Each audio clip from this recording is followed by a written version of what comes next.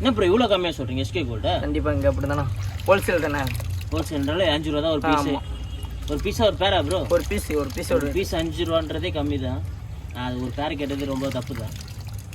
சூப்பராக இருக்குது bro. So இதெல்லாம் மேக்ஸிமம் என்ன ஃபீட்டு, எவ்வளோ ஃபீட் இருக்குது? 1 ஃபீட் எவ்வளோ ப்ரோ? அவ்வளோ வராதுண்ணா, 6 ஃபீட்டு, 8 இன்ச்சு 7 இன்ச்சு அந்த மாதிரி தானே அவ்வளோ. ஆனால் வந்து நல்ல மீன், ஃப்ரெண்ட்லியான மீன்.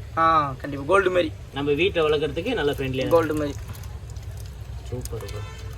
நல்லா குவாலிட்டியாக வளர்க்குறீங்களா? என்ன பண்ணுங்க ப்ரோ? சாப்பாடு ஃபுட்டு என்ன? நம்ம ஒரே ரவை முட்டை மட்டும் தானே, வேறு எதுவுமே ஃபிட் பண்ண மாட்டோம்.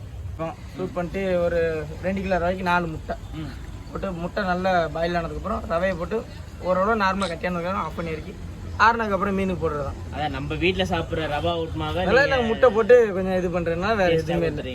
கண்டிப்பாக எல்லாம் வீட்டில் செய்கிறது எப்படி கடுகு வெங்காயம் இது எல்லாம் போடாமல் முட்டை மட்டும் போடுறது. சூப்பர். வேறு எதுவுமே கிடையாது. நல்ல குவாலிட்டியாக இருக்கீங்க. நாங்களாம் பெல்லட் தான் யூஸ் பண்ணணும், அப்படி வீட்டில் வளர்க்குறவங்க பெல்லட் தான் யூஸ் பண்ணணும் அப்படிலாம். ஏன்னா நாங்கள் இப்போ மொத்த ஃபார்முக்கு 2 கிலோங்கும்போது பெரிய லெவலில் ஆயிரும் அது. ஆமாம், பெல்லட் நீங்கள் வீட்டில் இது பண்ணால் ரவை வந்து வீட்டில் செய்ய முடியாது, அவ்வளோ குவாலிட்டியாக இது பண்ண முடியாது. அதாவது 1 கிலோ ரவைக்கு 2 முட்டை போடணும். 2 முட்டைக்கு வீட்டில் அதை செய்ய முடியுமா நம்மளால்? முடியாது. அதனால் நாங்கள் ஃபார்மனால நாங்கள் செஞ்சுக்கிட்டோம். சூப்பர்.